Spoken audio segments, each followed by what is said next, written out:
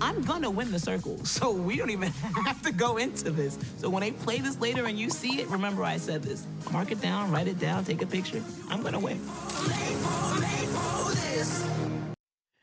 Oh, man, I'm so excited. Welcome back to the show. Netflix's The Circle has been a huge hit with the social media crowd and me. And I'm joined today by Mercedes, a.k.a. Karyn. Yeah. How are you? What's going on? Good to see you in the flesh. You're actually me. talking to a real person, not just a computer screen. Exactly, and it feels brand new all over again every time. I love that. I can tell from that clip you didn't win. But what attracted you to the show in the first place? It's kind of weird.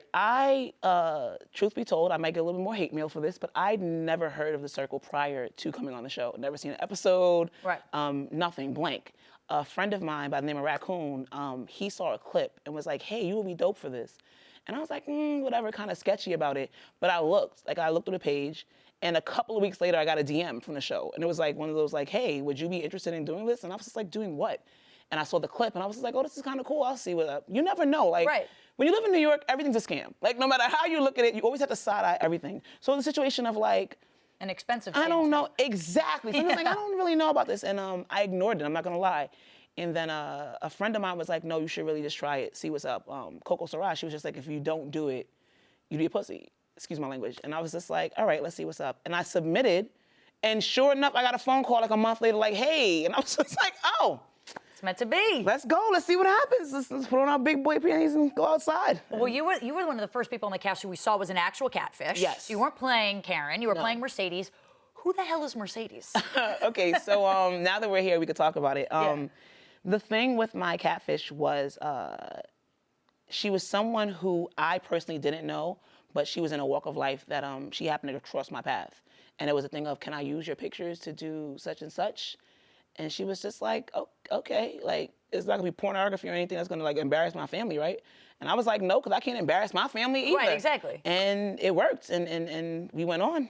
Was she happy how you like represented Excited. her? I speak to her on a regular basis. She's highly excited. She's very proud of what we went through, how I represented her. She didn't have any qualms, any issues with what I said. Anything that I said was outlandish.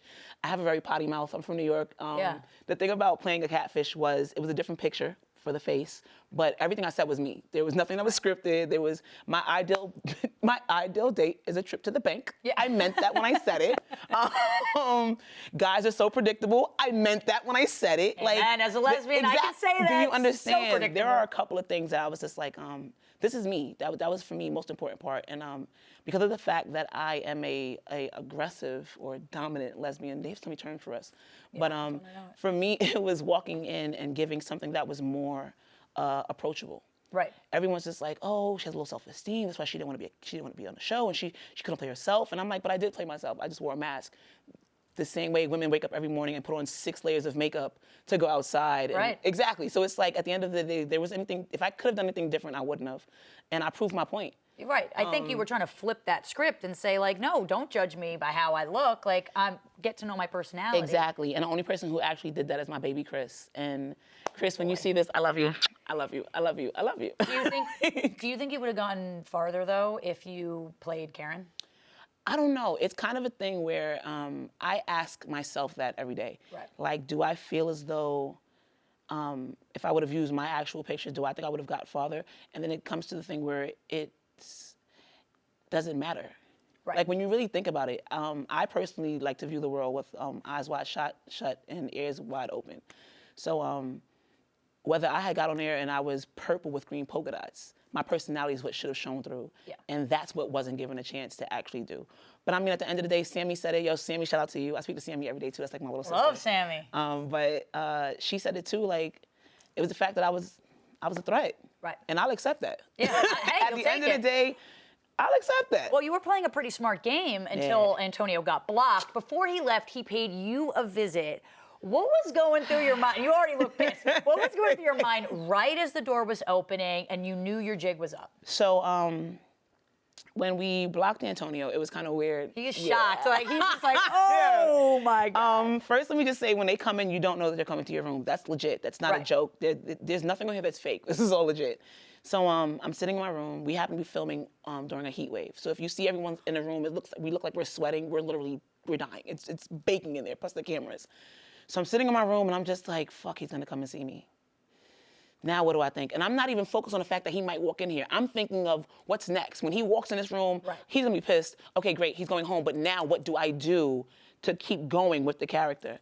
So he walks in and he's just like, no. And I turn my head and I'm like, oh, hey. You're right. No, like you can see his face of disappointment, like, and in my head I'm thinking, and I'm sorry, Antonio, when you see this, but in my head I'm thinking, your girlfriend's gonna fuck you up. Out of anybody, she told you she gave you a pass to flirt, great. You were not supposed to go and see Mercedes. Like, this was the most predictable man thing you could have possibly done. So in a way, I didn't feel bad when he came to see me because it was a thing of, this means I'm playing the game right. And you had such a good heart-to-heart conversation with him. I felt like you had a real moment where you were just like, would you have picked me like this? And he said no. Good point. And it's weird because a lot of people, like I said, on the internet, where Twitter was in an uproar, like, oh my God, she should have played herself. Oh my God, why didn't she use her own pictures? And I'm just like, it's easy to say that now, though.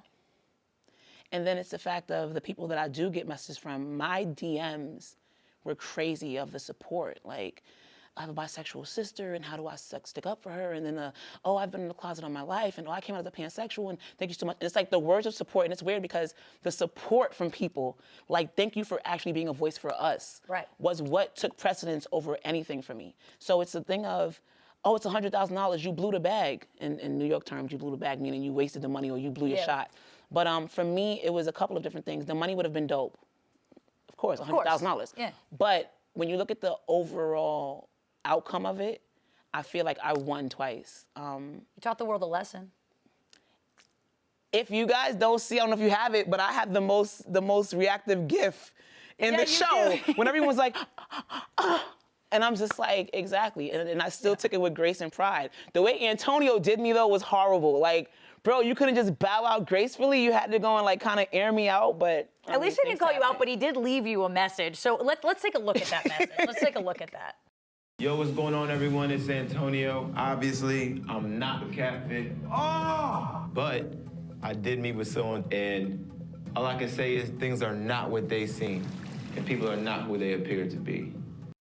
You doubled down on that by being like, no, I got myself all pretty to see him, and then he didn't see me. Because the thing was with this, right? Like, so when you're in a game, you have to think of it, the goods, the bads, the pros, and the cons. So because of the fact that I knew that me and Chris had a great ally as far as relationships, I knew that I can come to Chris and just like, oh, and he wouldn't take it and run with it. But because of the fact that I already knew and I had felt that Sammy was trying to edge me out, I couldn't lie to her, but I couldn't tell her the truth. So I had to do it in a way that appeased to the female side. Like, girl, I got dressed for nothing. I wasted lashes and And she was just like, even when we watched the playback, and she was just like, I could understand that. I knew that she would be able to understand that. Yeah. Just because of the female camaraderie, but a bond. But with the guys, it was one of those things where they're all just like, well, we knew. Why'd you play yourself, celeb? I think, or Mercedes, that's what Joey said. And it made me laugh because I was just like, dude, I did play myself. Right. Like, and I said it on Twitter and I said it on Instagram, what happened had someone that was visually impaired play the game? Like, at the end of the day, you wouldn't have seen me. And you can't get mad at me for teaching a lesson to the world rather than taking money. Money is dope, but it's the root of all evil. And when you live in New York, taxes, I have a real job. Yeah, it was just like $15K anyway. Exactly, and I'm like, that'll be great. And exactly, living in New York, I would have got like a real nice, like a little Prius or something. And, and then would have been broke again. So. Still have to pay for gas anyway. Exactly. Well, for your final visit, you decided that you wanted to visit Chris, your homeboy. Let's take a look at that. Oh. Everything I said was me. Yeah. That is never gonna be me, but that's what everyone accepts. We fight to show who we really are and not what the world perceives us to be. The weight that we carry, people will never understand that. They think it's just so easy because we're gay. This is not easy. Was there any part of you that thought Chris was a catfish? No. And why'd you choose honestly, I'll tell you my first, I have no reason to lie. My first impression of Chris when I saw his default picture was, dude, why are you so pink? Like, it was the makeup that was just like, why is he so bright? But it wasn't like a negative. It was just like this is different. Okay, but in my walk of life and me being part of the community, I'm used to that all day. So it's like I see guys in better makeup than some girls. Right. So it wasn't a thing of, oh, he's wearing makeup. It was a thing of, oh, he's different. This is kind of different. But I mean, after speaking to Chris, I have a brother who's actually out as well. And he moved away a while ago and we haven't been able to see each other. He recently came up for the holidays. after about 5 years of not seeing my brother. So when I went into the show, I was already kind of, I don't want to say emotional, but I was kind of like, I'm the loner. I'm not really a big person on family. Like, I've always been a loner all my life. Right. So going in and getting to see Chris, I saw something in him that was more family than anything. And I don't mean just because of the community, but I mean like family, like my brother. And it caused me to latch onto him. And he was so receiving of me. He was the one person I honestly say that Chris saw me without seeing me. And he was polite and he reminded me of myself in a very kind, and the way that he spoke, just like, hey girl, like a hey girl, hey. Right, just everyday friends. kind of thing. And that's the kind of person that I am in my natural stance. So Right. we kicked it off automatically like that. You guys are going to be, brothers outside of it Yes, too. Chris's mom actually tweeted me like, oh, I love Really? you. And I speak to Chris's mom, I speak to Sammy's mom. Like, it gets no realer than what I played on this show. It's just a mask. Like, once you get to know me is to love me. And I meant it when I said it. Amen to that. I'm curious as to what aspects of your experience as a gay woman and Chris was a gay man, do you think you and Chris sort of shared throughout the experience? I mean, do you think there was any sort of hint of, everyone sort of knew he was gay from jump. There's a part of our conversation, our private chat, that they edited out of the show where me and Chris, I kind of sort of outed myself to Chris without outing myself to Chris, just to test his gay waters. There is a very popular media personality by the name of T.S. Madison. And I made a reference of like, hey, is this thing on? Attention, Chris Domingo. And we were just, in the phrase, she used a catchphrase on her show, like her mantra. And I said it just to test Chris. And when he came back and finished the sentence, I was like, I love You're him, like, that's bonded. it, I love you. And after that, every morning was like, in the show, I want to speak to Chris. Like, if I get sent home, I'll get sent home. But at the end of the day, I want to speak to Chris. You have to realize we came in broke. If I left broke, Yeah, you know. you came in broke, you left broke. It's the same. It's the same thing. Like, I totally didn't lose anything. And look where I'm at right now. Yeah, talking to me, come on. You know what I'm saying? So like, Accomplishment. hello. Well, before I let you go, Karyn, let's take a look at the preview for this week's episode, all right? I'm so excited. The truth is, the photos that I am using are not mine. Well, who the hell are they? Here is a photo of the real me. What? Get ready to meet face to face. Dropping bombs. So as a catfish yourself, how surprised are you about this revelation from Shawn, like dropping her pictures, her real pictures? I think, okay, so what people don't know is that we didn't see the show.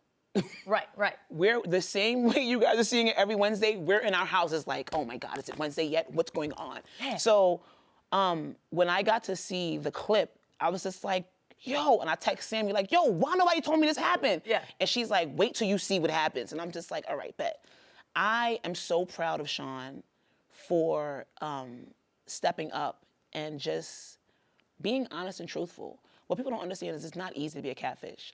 For me, it was kind of easy because, again, it was just a mask and me using my own verbiage. But Shawn's story, I feel as though something that a lot of people, a lot of us females face. And I don't think that she's done yet. I feel like her story is going to touch people the same way mine's touch people. It may upset some, but at the end of the day, she's doing something that a lot of females don't have the opportunity to do. And she's living in her truth, and she's living in her own skin. And what I want people to understand is this is not easy.